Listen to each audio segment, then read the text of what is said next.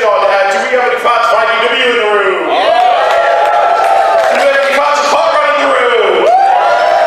Do we have any fans of Old Man Hot Rod in the room? Yeah. Brilliant job, Mr. Nick Rose!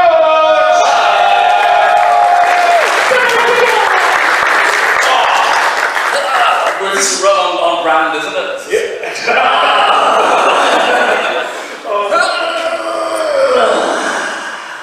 How have you been? Old. Right. I thought Scarehood was an autobiography, but it's not. It's everything I've done is not about everything. It's really sad to realise that like you can only write about yourself even when you're writing with the robots. Like yeah. In your youth, you thought you were a bit of a hot rod. Now you were a very grizzled rod in his prime. My turned 30 2 years ago. My mum made like a little poem for me, but it was all made out of like Transformers, and it was all like, when you were little you were a hot rod, and but when you were born you could hear the stars scream and stuff like that, so just when he said I was a little hot rod, it was just like, are you my mum, David? And if not, will you be my mum, David? Well, and the dark turn is just taken. Not dark, that's fine, it's motherly love. I'll give you a cuddle later. Feeling the age. Yeah. You know what it was? It was yesterday when it was you, David. When you said the word 17 years of IDW, and it was like 17 years. Absolutely. And as we are coming to the end of IDW, you're really giving it one of its swan songs. But I don't want to talk about that just yet. Wait for it. Wait for it! You see, most of these people have no idea what that is. Every song is just people go, wait for it, or meat. It's like one of the two. One of the things that you've been keeping yourself busy over lockdown. Yes. Yeah. It's almost like really. Working from home didn't really affect you at all. No, it was like things, business picked up. Yeah. Over lockdown. Towards the end of 2020, so I was already working on Scare Trip when lockdown kind of happened. I was it was already like half done or whatever. And then there was sort of a bit of panic about whether or not do I continue doing it, because when you're working on a create-your-own comic, you don't get paid until after people have bought it, and then 3 months after that sort of thing. So while you're working on a create-your-own comic for 6 months, that's 6 months that you're not getting any income anyway and stuff. But I don't know, so when lockdown happened, I kind of panicked like a lot of people, because the comics industry went a bit strange and didn't know what was going on. And then I got a DM from Ant Ward, who is the director of the Rise of the Teenage Mutant Ninja Turtles.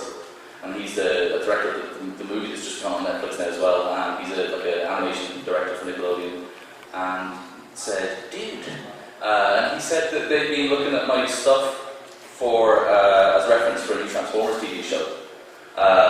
On their mood board, and then he was like, why are we looking at his stuff for reference? Why don't we just get the guy to do it? And so kind of Halloween 2020, I kind of started work just as my baby daughter was born. I was like, finally we have security. And it's the first time in my life I've had a job. Take me now.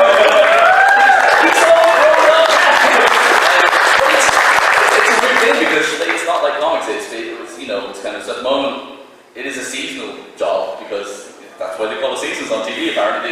You wait to see, is it coming back for the second series? So, but it was a nice 18 months of kind of these 40 hours a week designing robots. And not the way if you design a Transformer for comics or whatever, you don't get obviously paid extra for it. And you kind of got to do it on your own time, so you try not to spend too long on it, but you want to spend the right amount of time on it so people like it. But when you're designing for a TV show, it's just like, let's take your time on it, let's just get it right, Oh, we like this, but Hasbro like this, so why do you do this? And I'm like, sure. It's your dollar, It's your dollar, Ian Nickelodeon. I think it's the guy's name, dude. Nickelodeon. Ian Nickelodeon. So I've been working on that while working on Scarecrow, while working on some 2000 AD stuff, while working on did some X-Men for Marvel, while working on some other stuff for over the summer. We're working on Last Spot Standing. It's been good. There's one stage during Last Spot Standing that me and EJ, the artist on Last Spot Standing, were both like, our IBW editor was like, come on guys, and we're like, we're sorry, we're both drawn X-Men. So EJ had to step aside because he did an issue of the online digital Marvel Infinite Unlimited scrolling comic X-Men. He did the Jubilee issue, I think, and I did the Banshee issue. But we didn't find out that we were doing them until after they were out, sort of thing. We both went quiet on emails for a month, and then it was like, oh, that's nice. I think if you good. I don't believe in any of this. Oh yeah, they're both working on X-Men. Yeah, so yeah.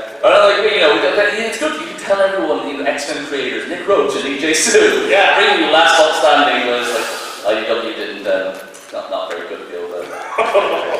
Right, so do we have, has anybody read Scarecrow in the room? So we will keep it PG because you went ahead and wrote a horror comic. Yeah. Yeah. I wrote a horror comic about the horrors of being a parent. Parents. Yeah. Congratulations on the new boy. Yeah. What an idiot. So where did this come from? Tell us. Well, baby.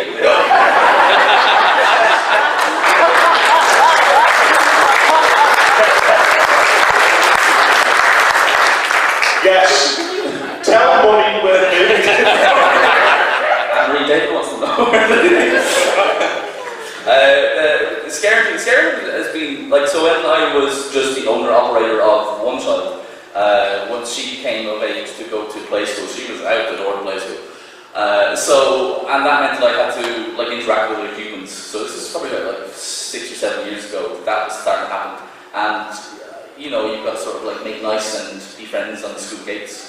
And I'm kind of good at pretending to be human. I'm really good at faking it. But you're sort of just going, why am I talking? Like, here it's fine because we've all got at least one shared interest. And that interest is James Roberts. But, like, so we'll find something to talk about if we're in the lift here. But kind of the school gates, it's a little bit like, it often is about a sort of, like, did you hear about the house prices on the Dunmore Road? Where is good to get coffee? Oh, they're doing yoga down in the village hall now, aren't they? So I said, yeah. And like, everybody think, those people don't want to talk about that stuff either. But that's what you do and stuff. And you look at your kids and they're able to make friends like that. Or if they don't know what they're doing, they're just automatically making these connections, whatever. And yours start going, we've got nothing in common with these people. And so I said, well, what would I like to do with these people? Like, instead of sort of, let's go for coffee, okay. Well, let's go ghost hunting. And that kind of gave me the idea, like, if you went ghost hunting first thing in the morning after drop off, you're going to have to be back at 1 to pick up the kids. So that gives you like a tight window to sort of like, bust ghosts and solve mysteries. And so that was kind of the setup for Scary Twin. So it's about a group of parents who don't know each other. And one day when the kids go off on a school trip, one of the other parents dares, another one says, oh, did you hear about the kid that went missing under the school, 40 years ago? And you're like, that's nonsense, that didn't happen or whatever. And so on the dare, they go in. One of the dads kind of climbs underneath the stage where this kid had gone missing or whatever.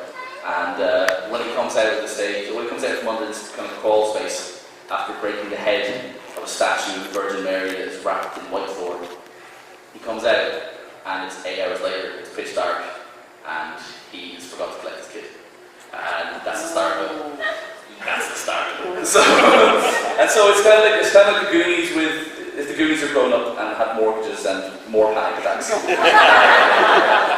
And that's kind of what it is. It's about like how weird it is to make friends as an adult and awkwardness, but also like why is scarier? Is it like sort of ghosts and demons and kind of like the ancient evil entities that are imprisoned by fairy magic, or is it forgot to collect my kid from school? I was going to say when I was reading it, the great threat that I got from it, aside from all of the magic and the evil and all that, it's the crippling threat of time pressure. Yeah, time pressure. Time pressure, and just that you're failing all the time. Even when you're in the room, when you're like, I don't know if you intended it or not, but the longer that book was going, the name of the main character escapes me. He's Cormac. His name is Cormac. Yeah, but he just looks an awful lot like Nick Roach. I don't think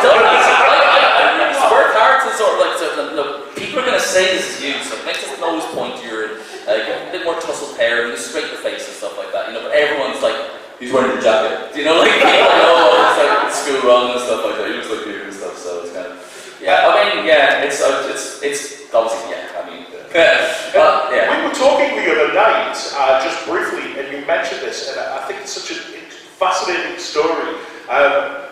But it's kind of come true a little bit in the book. Yeah, it's true. I sound like you know, like a really less talented Grant Morrison or Alan Moore when you start saying this sort of stuff. But I willed into being. This is my book. It was just like I didn't have that group of friends. Like when we first came up with the idea, and I was living in Dublin, and it was very like an impermanent place. We knew we were going to be like moving down to like our permanent kind of like home in Waterford in Ireland. And so when I kind of came up with it, pitched the book, conceptualized it, and kind of scripted the first few issues, I sort of dropped the kids to school and went home and drew comics or whatever, and that was it. And then once we moved down to the place, Scarecrow was in production at the stage, but it was written and pitched, and the dynamic characters were all there. Then I started meeting kind of those people. And my close kind of gang are kind of like, there's one who's sort of like restless and kind of wants more with their life, and kind of this one I've met like a kind of a taxi driver blowhard who talks a lot about kind of conspiracy theories and things like that, genuinely, and so it's really Flynn was right. And so, but it's nice in a way, but it's weird. At least the one thing it confirms that like I didn't kind of just pull, the characters I wrote are believable because it turns out that they're kind of out there. Like so, characters like Flynn he's like the blowhard kind of like BS merchant in Scary Twitter. I always imagine him. He's a very sympathetic character at the end, but he's not a character. I always say this is a character you don't want to get sat next to at a wedding. Because you're telling him, "Hey, did you hear about what's going on over the Phoenix Park? Did you?" It's like they got energy produced there by squirrels, and the squirrels are on PCP that they outlawed in 1976. So it's a really strong strain. But he ends up being the breakout character in the book, so that's any chance the second one? Sure. Yeah? That's the hope, but it's nice to be busy, and at the moment I will probably be busy depending on whether Earthspark is definitely getting a second series, so, but I think it took a while to sort a few things out, but then IDW, from talking to me a bit more, that I think they're keen on backing it a bit more than maybe they did in the first place. That I wasn't 100% happy with kind of how it was kind of handled promotion-wise and things like that. But we seem to have figured some few things out, and so as long as I can find the time, they want to do it. I want to do it. I would love for Scare to, no offense to anyone, but I would love for Scare to be my full-time job. Really, because I've never done my own thing. I kind of like it turns out it's really fun, I was going to say that must be quite interesting take to completely fresh. It is, but it's also completely not what I thought I would do as a creator of a book, because it would make sense as you've been drawing Transformers for 15 years, you've got a fan base. Why don't you draw something with giant robots? At the very least, space. Maybe some humans in armor just to trick these people, and or superheroes. You've done some superheroes, and it's like no, just draw people who kind of look like you, dress like you, to draw your but it was the right thing to do. I was talking to Simon a couple of years ago about these two ideas they had. One was scary and one was not. One was very much sci-fi, time travel, space sort of stuff. And I was like, those are my two ideas. And I was talking to Simon Vernon about this, and Simon's like, go with the parent one, go with the. He's like, that's the one. I can tell that's the one that's going to be better and it's more original, So it's So I hope there will be more Scare Twists. I don't think there will be a second series of Last Boss Standing. There might be. We talk about maybe pitching Last Head Floating to where it gets its nest. Is that really just flying? I suppose spoilers for Last Boss Standing. Well, yeah, spoilers for Last Boss Standing as far as it's out. So we thought issue 4 would be out on time. Not that it's not out on time, it's just it's going to be out in August, which is when it's supposed to be. The month it's supposed to be out, just not before Nation. So I'll try not to talk about issue 4. I didn't get to send you issue 4. I said I would. I'm sorry. No, that's all right. Don't worry about it. I'll just ask questions about it. Yeah. Let's tell you about it. First of all, it's called Last Boss Standing, so don't be surprised. So, what is your actual job title in regards to Earthspark? I asked that only very recently, because I'm not very clever. Looking after my own interests and things like that. So yeah, character designer. Not lead character designer, because it's they've got like a character designer for like humans as well. So it's kind of it's a split kind of. It's not like so with my job on Earth Spark, it's not like Derek J. Wyatt or something on Transformers Animated, where he was sort of like it's his DNA through every bit of it, you know. And it's like I'm just there to handle robots and kind of like inject kind of character into them and kind of give them like nice kind of shapes that's kind of like readable and will translate as kind of characters rather than like anytime I try to come up with sort of like characters that kind of like factor in a believable transformation, they're like, you don't need to worry about this. You're like, that's Hasbro's problem, you know. So and it's really interesting, like because I kind of like those little bit of puzzle solving of that. But they're like, oh, Hasbro are going to sort this out, you know, and that's the way it's understood. We want character design. We want cool vehicles and we want cool looking characters. And they need to kind of relatively like they'll turn from one to the other, but it doesn't need to be completely intensely engineered or have all the problems all solved. So that's kind of it for the first series anyway. Yeah, and they had some of the characters designed before I came aboard. So Optimus Prime was designed, and Twitch, and she turns into the drone. She's one of the two characters known as the Terrans, and she turns into a drone. But one of the other two, the other character from those in the trailer is Thrash, and he was one of my first characters I designed. And it's interesting as well because with certain characters, Hasbro are really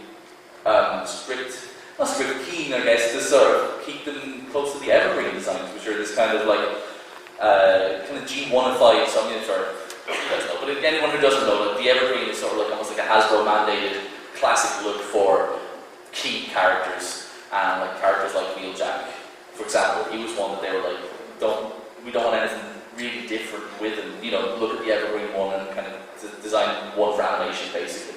So stuff like Wheeljack and Bumblebee are you know, those aren't sort of like, you know, okay, go crazy, Nick, design Bumblebee, and that's what you ended up with, because like that looks like Bumblebee. Every Bumblebee, he looks. That's what Bumblebee looks like now.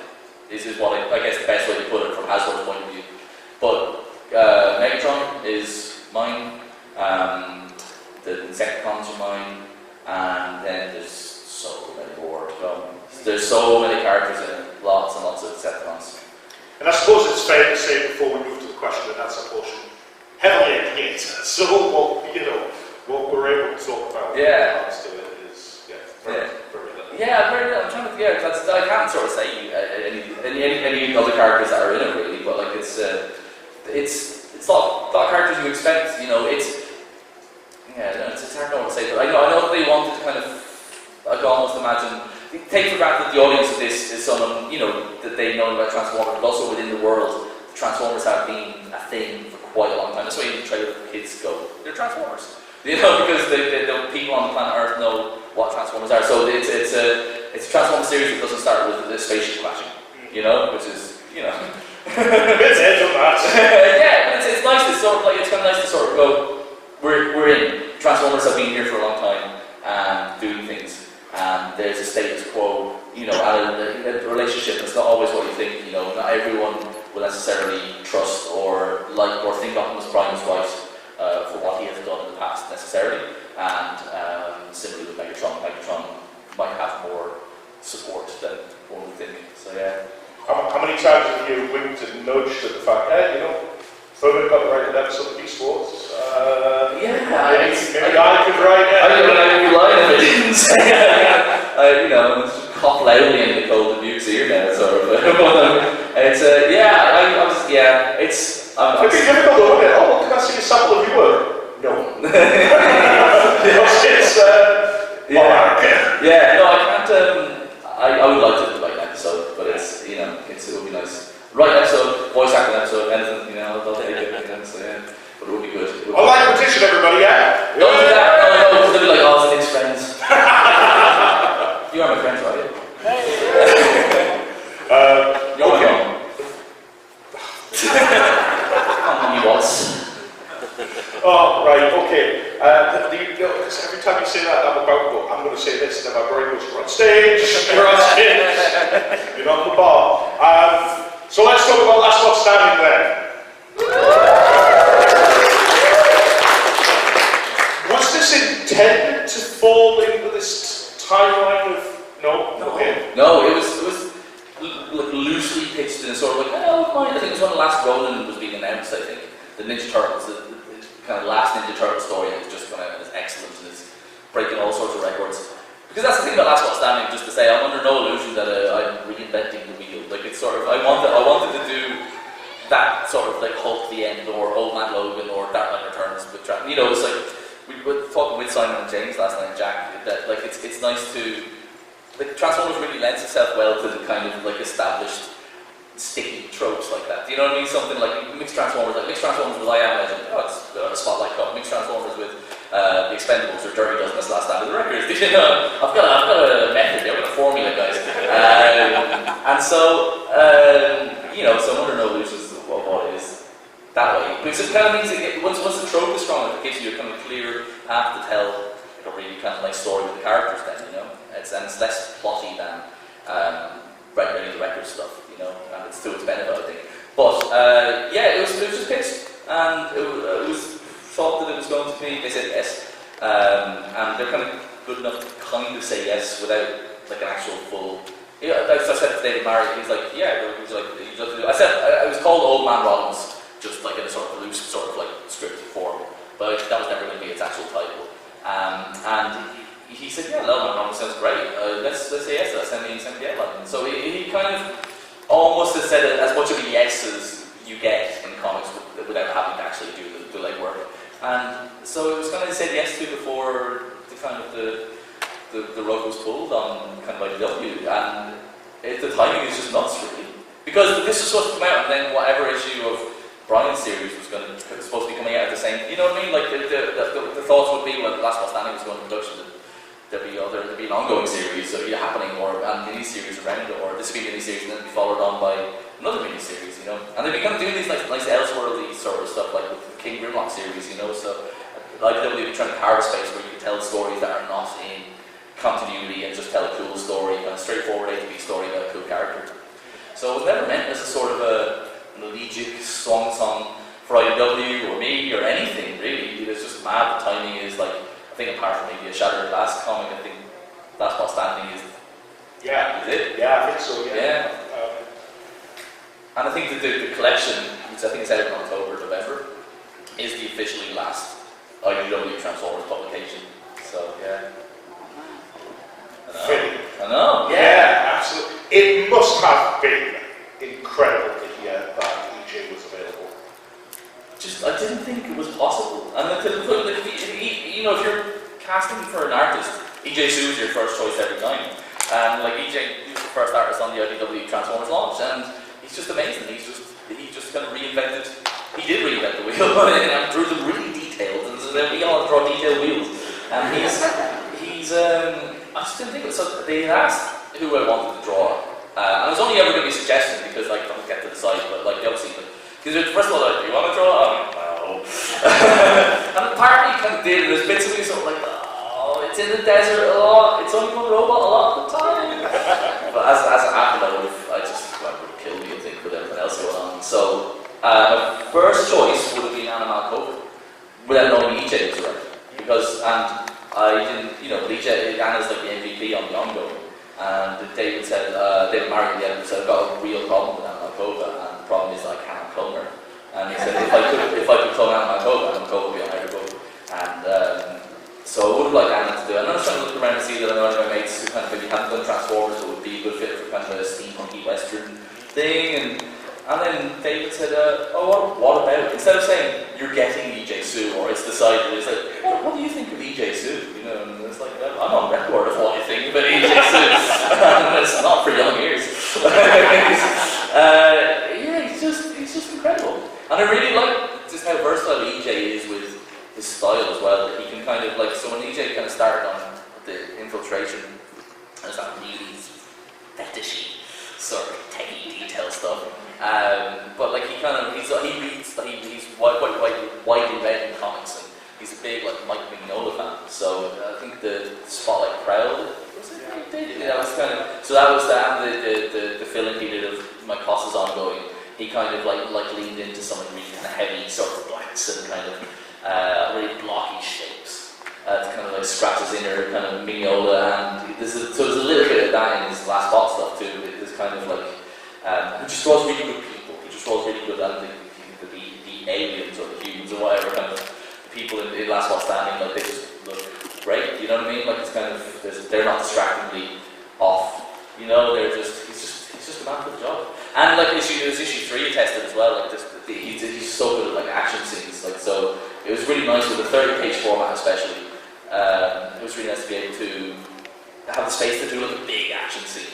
Like because it's Transformers and like I like it when they talk to each other and they get into like plots and characters chatting with each other because I'm so guilty of that. But it was really nice to be able to go a bit widescreen with Last Bot Standing, and so like that car chase in issue 3 was like lasted like 5 or 6 pages, and he's just pulled all the moves, and it's just like. Do you know when I saw that car chase? Yeah. I've always said that movies and anything like that, my favourite car chase in Transformers is Infiltration. Yes. Which is yeah. with Ratchet and Runabout and Runabout. Yeah. I still to this day think it's good. Yeah. When I saw that, I was like, oh yeah. EJ 1 and 2. Exactly. But it was just nice to have that in Transformers. I don't know about you. I like when they transform. But I like when they use their alt modes, and the alt mode is part of the story, or it's kind of because that makes the comic you're reading a thing that can only be told by Transformers. Then because otherwise it would be like a Star Trek story or kind of like a superhero story. But like when their function and the fact that they transform and just them using their alt modes in battle, like I just love it, and that scratches the itch with Last Bot Standing as well. Like I never got to like write kind of any like the main sort of titles, but I always wanted to do something where they were like robots in disguise. I always loved the idea of like you don't know this character or this item or this thing is hiding its true nature, either by what it's doing or what it looks like, and so stuff like the fake out in the first issue where you see this hot rod shaped kind of creature land on a planet wordlessly lumber towards it. And you've seen Rodimus on some of the artwork, so you figure this is Rodimus, and then the covered wagon transforms and beats the crap out of this guy. Anybody get bamboos up and buy that? Yeah. I wrote it, and then when I saw it, I was so into reading it again when I was doing the checks for the edits or whatever, and I was just spending time in town with this ship and this thing moving towards the town and stuff like that. And then just that page where it transforms, it was like EJ Sue drawing a transformation as well. Like that, it felt like I was watching. And it's nice to be able to say this because I didn't draw it. I could be a fan of my own comic when I'm talking about the art. It felt like the first time you see something out of like the 2007 movie. It felt like that sort of like something just unfolding. Something you didn't know was there is now something completely different, and it's going to take someone's face off. It does! That was my nod. It's lots of nods and Easter eggs. And I don't know if that was a little Easter egg there to Michael Bay's Adventure Format. Thank you very much. It's much more brutal. Yeah, even more brutal. Yeah, that one was an absolute all-timer. And the fact that we had 30 pages to sort of do it as well. I know you shouldn't give like oxygen to like criticisms and stuff like that. And it's all criticism. It's fair when it's fair, but I saw some people talk a little bit about nothing happening in the first issue, and it was really deliberate. I remember it happened with Infiltration as well. Sort of people talk about I almost thought because with the timing of it and stuff, I almost thought there was some homage there, No, especially, but knowing we had 30 pages in one issue, we knew we could get away with a slower start because you're going to get the payoff within the issue, sort of thing. I can see why people were finding it hard over 2 issues a month apart, sort of thing. But we knew that we had room for, if you say you use a splash page of a few panels or something, kind of walking, looming. You could do that in like one panel on a page but then the rest of the story moves to a different scene. Then the story's in a different scene, and you're in a different scene. It's comics. It kind of like it's important to pace them sometimes, I think. Well, that's it as well. It's it all goes towards world building and setting expectation. And come on, that last page reveal on issue 4. Yes. Where Moon from Beast Wars 2 shows up. I was like, alright, who's this? Obviously.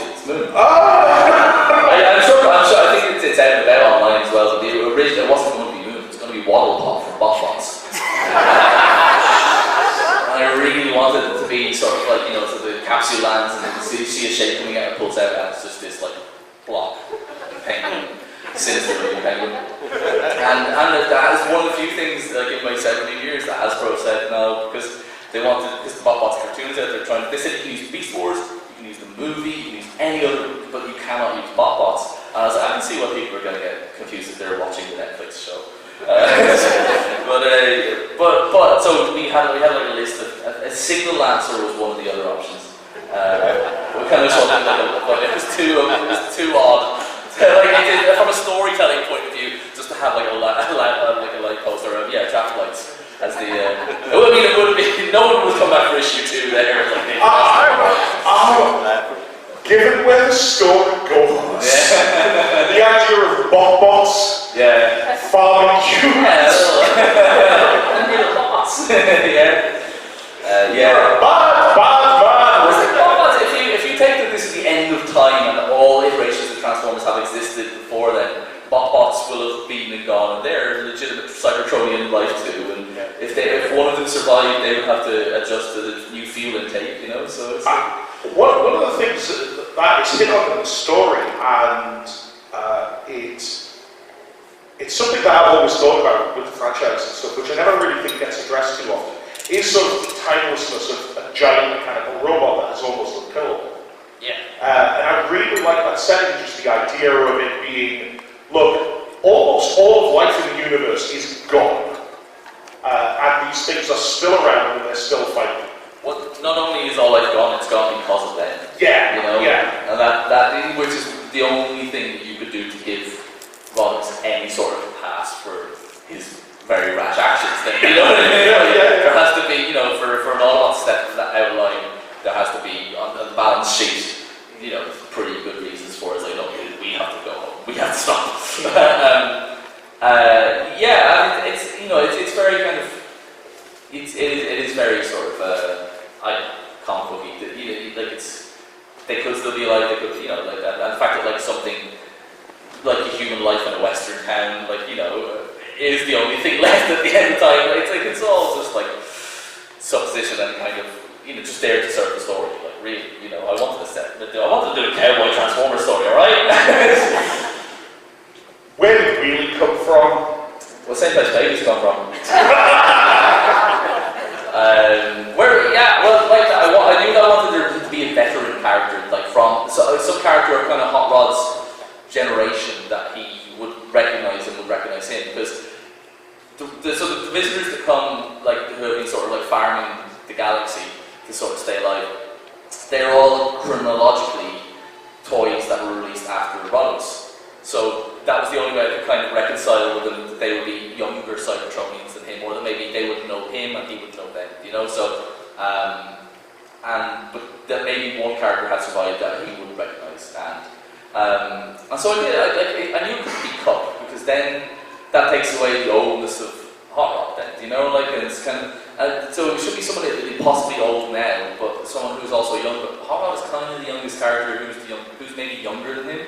And Wheelie is kind of it, really, And it sort of makes sense given the fact that it's completely insane. Because IDW's Wheelie was basically driven insane. Yeah, he was. And it's not. It's just here commenting. There's nothing original in this series.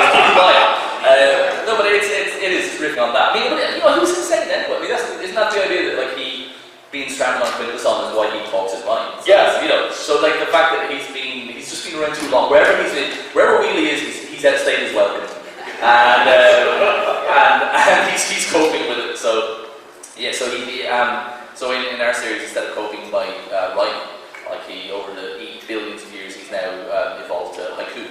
So every statement has got, I can't even remember, it's 17 syllables, isn't it? Yeah, because as a writer, you thought writing was too easy. Yeah, writing's too easy. Writing's a piece of cake. So I just thought I'd sort of just give myself something hard to do. I really hate that I did that as well. It's really awkward to sort of count the syllables every time and also kind of make the statement work, and kind of. There's a bit where the Hot Rod Rodimus powers up in. I don't like calling it Rodimus even. I'm still sorry, but Rodimus powers up in issue 3 when he kind of gets this hidden energon key that has been animated. When it's been there for ages, and he kind of powers up and he becomes more robbing us, we know, and all the characters are like going, oh god, it's him. And Wheelie has a haiku of like, dan dan dan dan dan. Dan dan dan dan dan dan dan dan dan dan dan dan dan. And originally, sorry about this, it was shit shit shit shit shit shit shit shit shit shit shit shit. That didn't get through. But I really just wanted a wall of upset shit. As for that, yeah. But yeah. Whenever you said that, I'm thinking, I've heard you try to sneak worse in the Transformers comics. Yeah, I mean, and even David, their editor, sort of said that, you know, you can sort of say he learned it from Spike, you know, after Transformers. But I just, yeah, that was. I like the fact that it led to that one joke of like him speaking haiku. That was just the same word over and over again. Like, either way, the joke kind of works. Swearing always makes things funnier. And then, of course, the line of the book so far for me: "Feeding is the right of all sentient beings." Feeding is the right of all sentient beings. Wheelie. That's that. Yeah, that's fine. You know, you take old scripture and you turn it to, you know, exactly. So you can eat whatever you want. So you can justify that. That's why I'm okay with not eating fish on Fridays anymore. It's just burgers on last Wednesday. You watch me. You know? Right. Anybody got any questions for Nick? Yeah, we've got someone just there. Hello. Specifically with your Cut Spotlight comment, which was amazing, by the way. Really loved that one. What was your general process with sort of behind Cut in that sort of story? I know you mentioned how you went with more sort of like a Western Logan sort of inspiration, but with sort of Cut as a character, sort of the themes behind it, what was sort of the intention there behind that? I think the intention there was, it was kind of like, so it was the first kind of IDW comic I think that was written without, that Simon hadn't done at that stage, I think, and I could be wrong with that. But I knew I wanted to write Transformers, but I knew that Simon had like loads of plans and like lots of continuity was going to be set in place. And so if I was going to pitch something, it had to be something that was away from everything else. So it had to be a new character that hadn't appeared in like Infiltration or Stormbringer or anything. And so it's kind of like trying to figure out, like, a lot of the A-listers have kind of been there at that stage. And I'm a big sucker for all the 86 movie characters anyway, they're my favourite guys, and like you can see that in the fact that it's always Springer or Hot Rod or Cockleby like in the books. And so it's kind of, once I kind of knew I wanted, it was going to be cover Blur was what it was going to be. The Blur one was going to be, I had the idea of the spotlight that it was going to be 20 pages that took place, or 22 pages then, that took place over like 1 second was the thing. And it was going to be like him making his way across like a battlefield and stuff like that, you know, kind of like, but it was too like, it was my first pitch out, you know, it was too high concept really, and 22 pages was probably too much for that idea. And the other idea I had was Roadbuster. I mentioned that, Roadbuster being in training his cadets and doing terrible things to them. And then there was like, well, Cup. And then with that, it was I Am Legend. It was basically, you know, like a guy who's got like the creatures like scratching at him. And, you know, kind of playing on the idea of Cup's age, saying that maybe there's some degeneration there as well, you know. So that was kind of really what I was trying to go for. And just kind of the horror fight thing, I kind of wanted to just combine Transformers with horror. And again, like I try to do with as much work as I can, have that thing of things are not as they seem, things are more than CI or robots in disguise. So with the zombies coming, they're not zombies, they're the Autobots in, like, really, you know, the armour that they wear. Why would Autobots wear armour? It's specifically designed to terrify an old man. But it's because it works for the stories. And so you know, that was the leap I took there. But I'm still quite happy that we got to do that. You know, we got to just do just one robot kind of fighting zombies for the most part, and then kind of you find out what the twist in the paper is. Then that was kind of it really. Kind of picking the character first, trying to pick the character I like, and then finding a story to suit him. And I was, yeah, that's it. Horror plus Transformers. I just think like the moral complexities of sort of that comic, like the way you did it, like you sort of flip it on its head halfway through. I just think that was just really like a brilliant sort of writing move. Thank you. Yeah, it was. I was quite happy with some of the tricks we pulled in it as well. Like there's a page and I'm still really proud of. And if I ever am teaching with classes, I use that page, and it's a bit where kind of you're seeing like panels, and within the panels you're seeing the moon kind of waxing and waning over Cup as he's kind of terrified. It starts out like Cup, I got a long shot away from Cup in his hut, while the zombies are getting closer in other panels, and then each subsequent panel you're getting closer and cut. The moon is waxing away, and then at the very end the sun comes up and he laughs and stuff, you know. And it's I quite like that. I think I was trying to show off a little bit as well, you know, the fact that like they want to do things that you haven't seen in the Transformers comic. Like it's I think I'm probably taking advantage of the fact that some, not all, but some Transformers comic readers maybe haven't seen some things that happened in other comics and some little tricks and things like that, you know. And so you can kind of bring it to fresh eyes and but I find Transformers just really an interesting platform to explore those things with, really. I hope that answers some of the questions. Thank you very much for your nice comments. It was very nice. It seems that comic is a very old comic, so thank you very much. Got one there, please. What gave you the idea of Transformers eating people? Was it due to the social pig alchemy?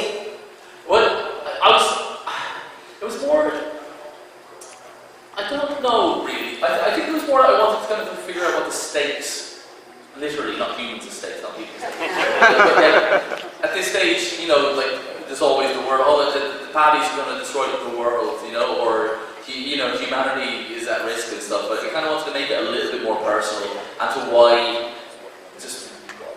are they at risk, really? Because if these Transformers are, you know, the last of their kind, and there's far more of everyone else like them, then they could just come to the planet and try and coexist, really. You know, like the Steeljaw is a Decepticon, but not all of his crew are Decepticons, and at this stage all lots of Decepticons don't matter. So I wanted to be a reason why there would be a threat to the people, really. That why they would be specifically in danger of these people. And then I kind of look at it, just the Cybertronian race being so degraded that they just don't, they have to, you know, recannibalize themselves. They just don't even detect energon. However long they've been off energon for, it's a very long time. They can't even detect it anymore because whatever, you know, settings they used or calibration they used or even hardware they used internally, they've had to repurpose it for other things because they've had to refit their systems. And I know it is a leap, but it's one of those dramatic leaps. You know, that kind of like you can 100% pull it apart like I did before I wrote it. You know, like I like that it's a sign of the degradation of the species of Cybertronian as well. That like they hit rock bottom. Before they wanted to just destroy the fleshlings, but now they need the fleshlings. But they need them, you know, to breathe them, you know. But one of the things was the lessons that Cybertronians they just never learn anything, and even with that, like, you know, they move from like energon or whatever, you know, ore that they use, and they still are completely exploiting this new method. So they don't know, or they're too pig-headed and willful to kind of like figure out a way to do this sustainable, you know, the sustainability of farming. You know, that they just go, right, we'll just eat these for a few generations, and when we've, you know, eaten those, we'll fire a rocket and see where we land next, sort of thing. You know, so yeah. I think there was a question over here. Well, kind of two actually. Firstly, what influenced the choice of Rodimus as protagonist for Last Spot Standing? Was it in any way inspired by the end of Regeneration 1? Because I kind of always imagined like an old man looks about Grimlock. Grimlock would have been maybe my second choice. Yeah. And I think it would have been a good choice. I think I had thought of him possibly as the veteran or as a figure that kind of is still somehow existing somewhere. Grimlock is such an overpowering character that if he's in there, no one else is going to get a look at it, you know. Yeah. But I would read the hell out of A Last Spot Standing with Grimlock. Like it's, you know, admittedly you could tell the story with kind of any character really, you know. My reason for Rodimus is twofold. The first one is obvious, just in love with Rodimus, so he's my favourite character, and so I always try and I get him in. And I'd never written him for IDW, like, so I've drawn him on, like, I designed him a couple of times for appearances, and I've kind of, you know, done some of his key issues, but I'd never written him. But also it was the youth and age and responsibility thing. That like Hot Rod has always been like, you know, the young kind of tearaway figure. He's always struggled with responsibility, and if you have him as the oldest character, you know, the oldest surviving Transformer, and he's the one that's got to carry the can for what his race has done, and he doesn't, he didn't like being leader when, his friends were alive. He's definitely not going to like this.